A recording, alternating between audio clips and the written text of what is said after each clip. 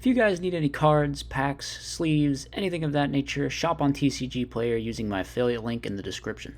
What's going on, everybody? I am here today with Straight Out of Compton, who has actually top forward at Nationals. I didn't go to Nationals, but I hear it was hype. He top forward with Amaryllis Burn, which is one of my all-time favorite decks, of course. How's it going, man? What's going on, Carpath? Doing pretty well, How's everything going with you? I'm good. So you had a crazy run with this build that I have on the screen here. 41 cards. There's a lot of interesting things going on. It is definitely significantly different from the build that I topped with. So I guess we can talk first about the deck, maybe. Let's talk about some of the card choices. So you're on Lord Poison and Botanical Lion are some of the interesting the sauce in the main deck. You want to talk about these cards? There's some additional plants going on here. Sure, yeah. So when I was originally testing out the deck, I net decked you, so gotta give credit where credit's due. Understandable. Then, I would net deck me too. and then through time, I was trying to I kind of realized that the power kind of comes from Amaryllis itself and just recurring stuff over and over again. And I always felt that having more plants to support that would be a little bit more beneficial. However, the problem with an Edison format is most of the plant cards outside of Dandy and Lone Fire and Titanium are pretty god awful. Yeah. Right? So, I tried Copy Plant, I tried Nettles, I've tried Tomato. We dug through some jank to get to this point, but I felt that Botanical Line 1 was just an overall very solid monster. It's a good monster to set too. I set it pretty frequently, and they just run into it and it just doesn't die. And setting it for sure would be good versus Hero Beat and stuff. It could actually just completely wall them for a couple turns. Yeah, exactly. And I think that when I also look at that and Lord Poison too, I'm really thinking about the Hero Beat decks, the Blackwing matchup, the all those aggro decks that are not combo heavy. That these cards are just better against. For example, Lord Poison, I think is just better than Lion itself. One of the things I liked is just one, it could crash with Ocean, which is really nice when you could crash it with Ocean, get back Titanium out of the graveyard and throw Titanium into whatever you need to throw it into.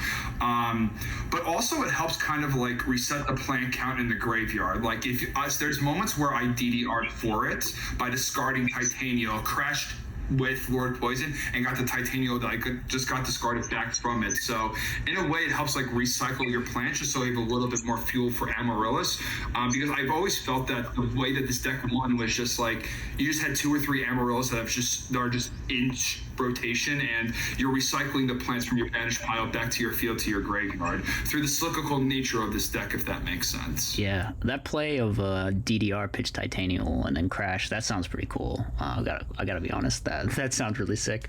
Okay, so another thing that really sticks out is a big feature of my original deck was, of course, the Volcanic counter, and you actually sided the Volcanic counter. So talk about what matchups were you bringing in this for? It was probably a package with this and Burial, and then maybe Card D and Fiend Comedian. So when were you doing that, I guess? Yeah, so the package of it was counter Burial. Burial came in game 2 or 3 anyway because they sided in the Crows and Soul Release. Yeah, that makes sense. And you know that Burial without counters is just not good enough to be in the main deck, but yeah, it's definitely it's one of the reasons I prefer having the counters is because I feel Burial's a really insane card inherently with the strategy. But yeah. And it's I even tried with 1 counter at one point because I'm I have to justify Burial at some sort, but then it just got too out of whack when you're just not full committing to it. You just can't do it, I don't think, without counter in the main. So what matchups was this for? What did you bring this in for? So I pulled it against Frogs, Dragon Turbo, Christia Sworn, pretty much all of the decks that kind of have these unfair win conditions. I kind of said in one of my deck profiles, unfair win conditions kind of come with unfair solutions. So I wanted to draw the attention to Fiend Comedian really quickly because I love this card still. this card is bananas, absolutely outrageous. It wins. Talk about a card that lets you win games that you should not. Even in my top 3 playoff or playing for third place, I was playing against Frazier, and I took 11 cards out of his graveyard for it. Like, this would come in against the Frogs too, because they shove a fourth of their deck in their graveyard, and this is a way for you to take advantage of it by just like milling all these good cards or banishing all these other cards. Yeah. So I mean, with Comedian, it's crazy versus like Frogs, because you either mill a bunch of stuff or you banish both their Treeborns, and then versus mill decks it's like the same it's like either a grass looks greener type thing, or it's like you just win the game. So yeah, anyway, you can continue with your thought. Sure. And I think that like with Volcanic counter, like as good as I think that they are, their card quality in the hand just doesn't feel good enough as it were with the plant monsters, right? So for me, it was more or less like I just needed better cards to mill off Comedian if I were to go down that direction. And I think Comedian supports Volcanic counter like really well in that regard, but like I just didn't feel like that there was enough like millers or enough ways to justify counter in the main deck. So, and obviously card destruction comes in too, because like when you play counter, you gotta play card destruction. Oh, yeah. And card destruction complements Fiend Comedian too, because it puts more cards in their graveyard when you discard their hand. So it kind of like enforces that a little bit too. But I always kind of thought that like, I mean, and I've done this at locals where I mill like someone they do like, you know, the Chrysia Swarm Casino deck, you know, they open charge and 3 recharges, and then they're like ready to give you on the following turn, and then you just flip this card, and like you either mill all these counters and all these like plant monsters, and they can't kill you anyway, and you just like slam a Raikou into their JD and the game's over, or like but like I think that the cards that the decks that set up their graveyard the most, whether it's Dragon Turbo or, you know, even some sort of dragons, like that, cards that decks that have a higher ceiling than you do, I just feel like counter just kind of reverses that ceiling for you and kind of breaks that rule in Yu-Gi-Oh!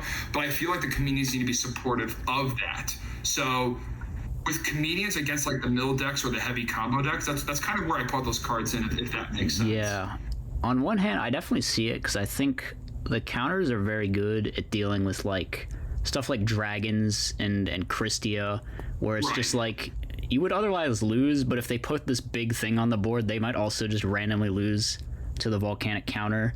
The main reason I kept it in the main, or one of the reasons I kept it in the main, is because I feel like it makes the Blackwing matchup a lot more tolerable. And I think that matchup is really rough when you don't have counter, because they will just like make like a 5k Bora and start piercing you in and stuff. But if you have counter, they like can't do that. Did you like encounter any Blackwing matchups in your run? Yeah, I played it too, and I beat both of them. And I thought like the Bot Lion and the Lord Poison, it kind of did something very similar to what you were talking about there. But like even to your point where they're pumping up these Boras to like 5,000, 6,000, it's like when it's almost like when your life points get below 6,000, you're in the danger zone against that deck. So it's like they're gonna like pump it with Spora and kill through it anyway. You know, like, and I kind of felt that a little bit more. So I preferred cards that have a little bit more. Like a little bit more like sticking power, such as Poison or Bot Lion, and they proved to be pretty strong, because I remember I sat a Bot Lion against a Blackwing player, and it literally traded with 3 cards, and it was literally crazy. That's nuts. and you just showed me Brain Control and Mind Control in the hand when I went to after the game was over. I'm like, oh geez, like so like in that regard, it was like pretty good, and I just felt like the plants just complement a little bit more better with Amaryllis than the counter does, but obviously it's that difference right there, but I think they accomplished the same thing in that regard. Okay, so I think the last big difference is you really changed up some of the mill cards. Like we're on 2 Raikou and 2 Lyla, and I also noticed there's a Tempest Magician in the extra deck. So I'm kind of, is like the Lyla here so you can make Tempest Magician, or is it like, what's the thought on this ratio here? Sure. So one of the things that I've like kind of noticed with the deck is that you want to kind of get Amaryllis rotating as fast as possible. So like if you Raikou, you set Raikou, and like good best case scenario, they attack it on your turn, you flip, they mill on their turn. It comes back to your turn and then your end phase, and that's when Amaryllis can come out. Whereas when it comes to like Lyla, you can kind of plop it out turn 1, and you could hit a lot of plant cards or possibly hit Amaryllis Amaryllis and possibly get that in rotation one turn earlier. And it actually worked out a lot where it's like a big tempo swing in that regard. And also too, if you have Lyla and just have Wing Blast in the back row to protect it from getting attacked, like you feel so good because you know that it's going to be a mill 6 in total, since it's going to survive till your next end phase. And also they can't put back row down. Or it's going to risk getting popped by Lyla. Obviously, the Tempest Magician in extra deck, and obviously that's there for just sort of based reasons. It's not there to combo. I actually did win my top 8 match by making it and just chucking my whole hand and just burning him for a game, but it only came up like twice the entire time I played this deck. It's a very rare occasion. It's occurred to me that this deck is probably crazy in time. I just like thought of that. Oh, that's you know what's so funny about that? The funny thing about that is that people were accusing me of like pushing people into time, and everyone there who played me like was like, no, I play pretty quickly. That's kind of weird. I feel like the deck actually plays really like aggro and really fast, so it probably wouldn't happen all that much, to be honest. But right, it was by people who probably played the deck once or were like, oh, they do know time rules. Like, I can understand why people would come to that conclusion, like I really can, but like if I was getting pushed into time, obviously like it would succeed in time, but that was not the intention. I was playing this deck regardless of what the time rules were. No, yeah, I get it. Like, I'm not saying you're.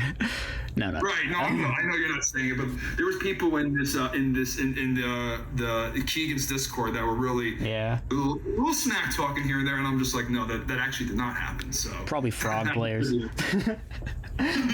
All right. Anyway, I guess you want to talk generally about like your run and what the highlights were and what all the matchups were. I hear it was a pretty crazy event. There was a lot of good players there. It was really good. So, yeah. Yeah, I could kind of go through like my matchups one by one. So, sure. I round 1 and round 2 were both frogs, which was, just destruction. Yeah, I mean that's a free matchup. I feel like it's pretty free. Skill Drain was so strong in that matchup. So was Comedian, and obviously the count like insane. Round 3 was against Flamvel, and I won that. And the round after that was against Black Wings, and I won that. The one after that was Vayu Turbo, and I won that. After that was Hero Beat, and I won that. That was my teammate. You finished day 1 number 1 in Swiss, right? Am I remembering that correctly? Yeah, I finished I was undefeated after day 1, and then I lost in the final round of Swiss on the second day because I opened a triple titanium hand.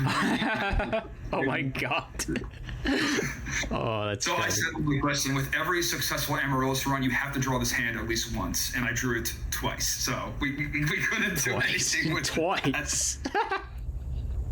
Oh my god, I don't think I've ever seen 3 titanium in my hand. What is someone in the comments needs to post the odds on that one. Go like put it into the calculator. Jeez.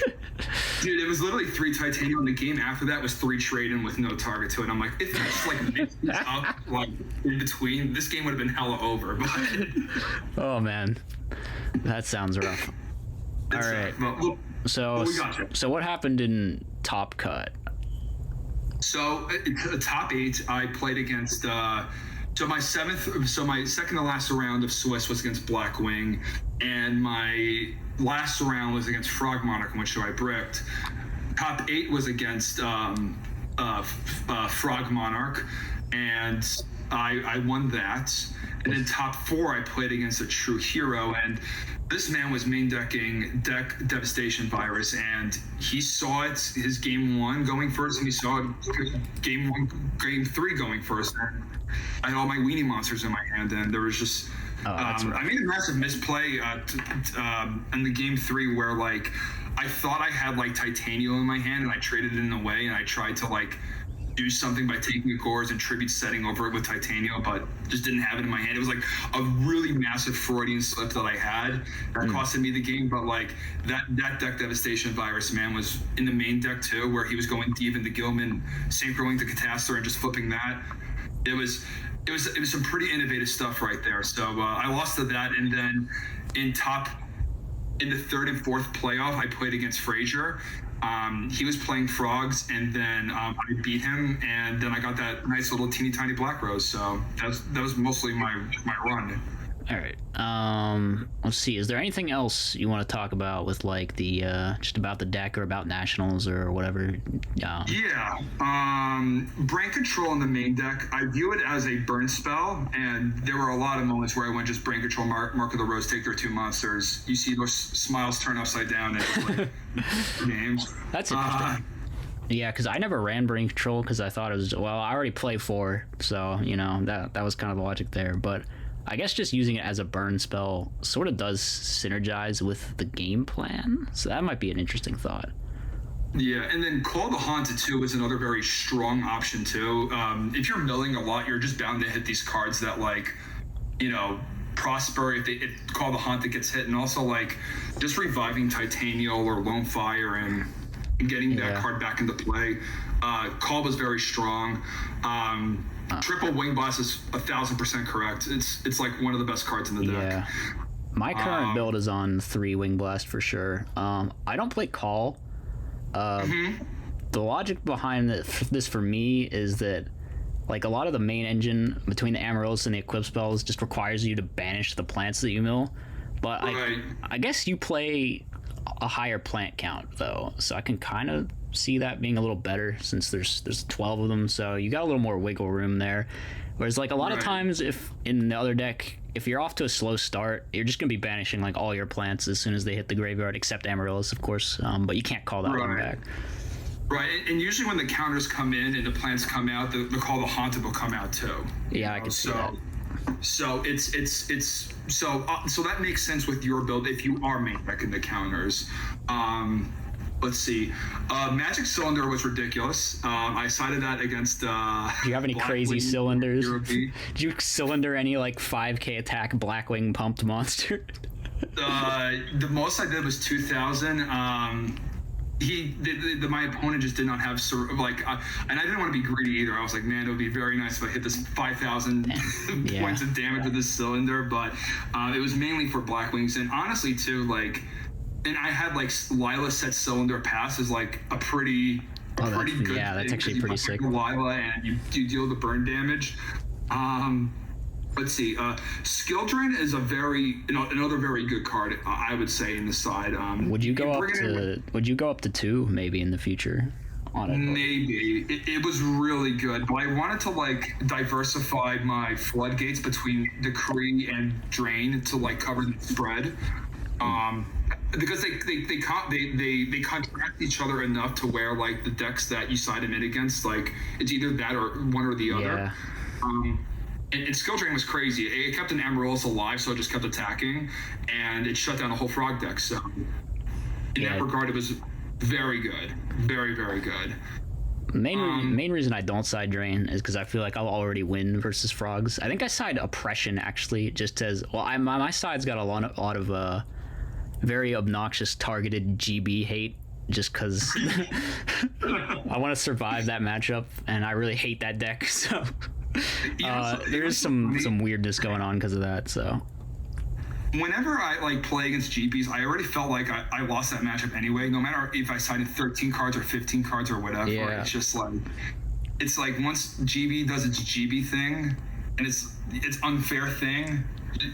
It's like it's just so hard, you know. Like I thought about it just doesn't feel winnable. And gladly enough, I didn't like run into any of those. Yeah, it's pretty rare these days. Destroyed earlier, yeah.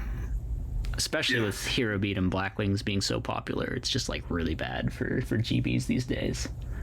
Right, yeah, it's not a fun time, and that's kind of where I was like, I thought this was like the right time to take something like this to an event where, you know, like GBs are out of the way. Like if Gladiators were big and around, I don't think I would be like, would be so confident within this one. But yeah, I mean, like it is what it is. Just trying to look through the deck. Also, like the extra deck, a couple cards in there.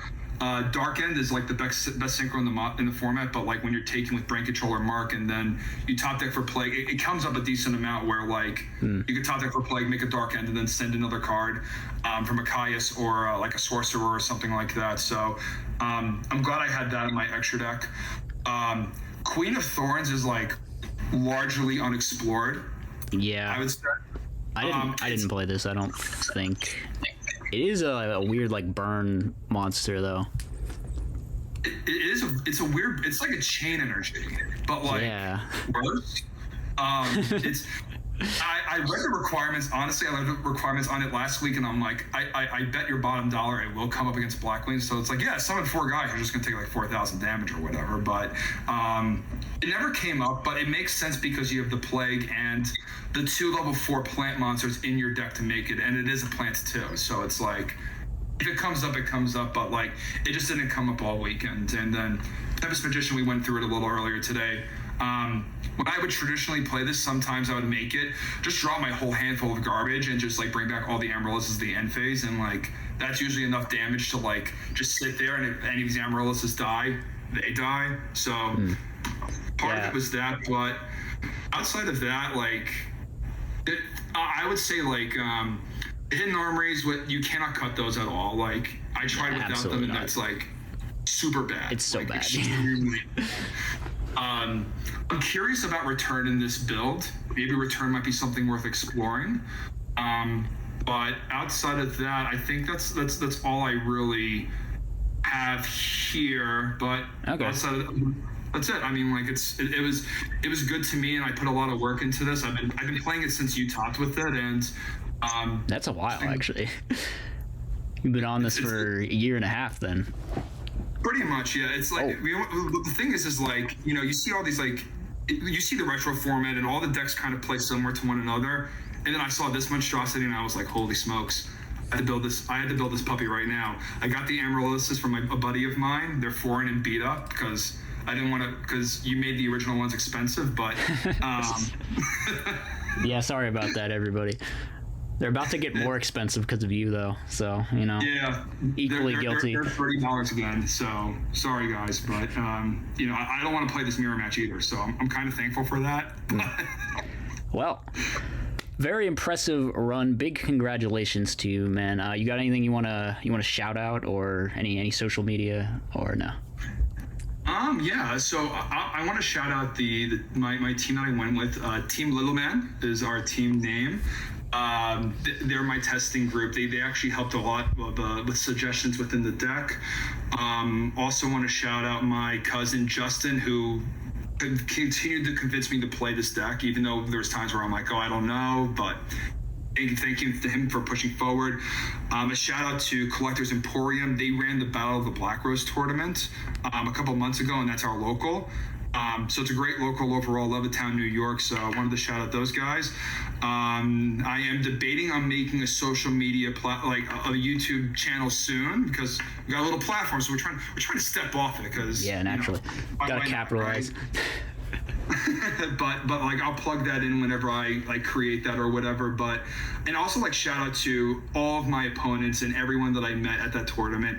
Everyone was so kind and just so awesome and so supportive. And also shout out to Keegan for being a G as well, and allowing the format to grow. And obviously shout out to you too for, you know, allowing me to have on the channel and making this greatness, or this monstrosity originally, and allowing me to run when you started. So those are my key shout outs at the end. Well, it's been good having you. Hope everyone enjoyed the interview. Everyone really liked the last one I did with Sunny, so I think that they will. And be sure to tune in next time, guys. Peace out. As always, be sure to like, comment, and subscribe. Furthermore, if you enjoy my content, you should think about becoming a channel member. You get access to tons of bonus content, and it's a great way to help support the channel.